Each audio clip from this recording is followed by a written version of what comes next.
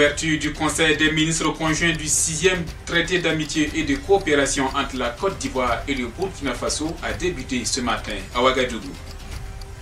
La délégation consulaire du centre-est de la Chambre de commerce et d'industrie du Burkina a désormais son siège. L'inauguration a eu lieu samedi dernier à Koupéla.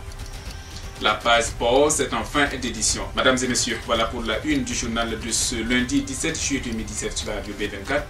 Bonjour et merci de nous rejoindre. Le Conseil des ministres conjoints du 6e sommet du traité d'amitié et de coopération entre la Côte d'Ivoire et le Burkina Faso a débuté ce matin à Ouagadougou. Au programme, les membres des gouvernements du Burkina Faso et de la Côte d'Ivoire analyseront les conclusions des travaux des experts, lesquels ont mené la réflexion du jeudi à samedi.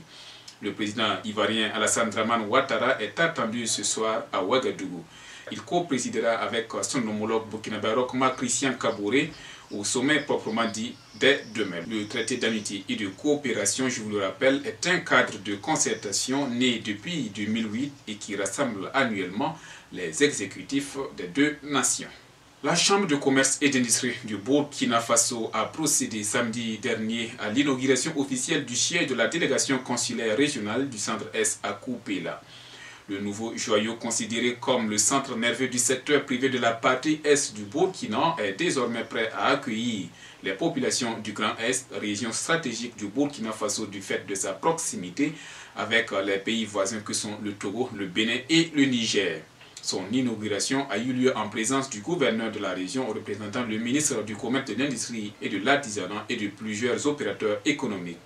L'événement, qui a servi de cadre de lancement des activités du bureau du centre de formalité des entreprises de la province du Kouri-Tenga, a été une occasion pour la Chambre de commerce et d'industrie de rendre hommage à une opératrice économique de la région, en l'occurrence Adja Mamounata Belgda, PDG du groupe Velegda. Le bâtiment de type R+1 construit sur une superficie de 4368 m² a été financé sur fonds propres par la Chambre de commerce et d'industrie du Burkina à hauteur de plus de 600 millions de francs CFA. Selon le premier vice-président de la CCIBF, Mamadi Sanon, cette inauguration marque le début de l'expansion de l'institution dans les 13 régions du pays à travers la réalisation d'infrastructures et de services concourant à la dynamisation du secteur privé local. 24 médecins répondant désormais au profil de médecin 5 étoiles, c'est-à-dire aptes à conduire avec dextérité les districts sanitaires en tant que médecin-chef, viennent d'achever leur formation. La sortie officielle a eu lieu samedi dernier au centre polyvalent Saint-Martial de Kongoussi. Lors de la clôture de cette session, les 24 médecins venus des 13 régions du Burkina ont reçu leur attestation de formation sur 16 modules et 3 sous-modules dispensés.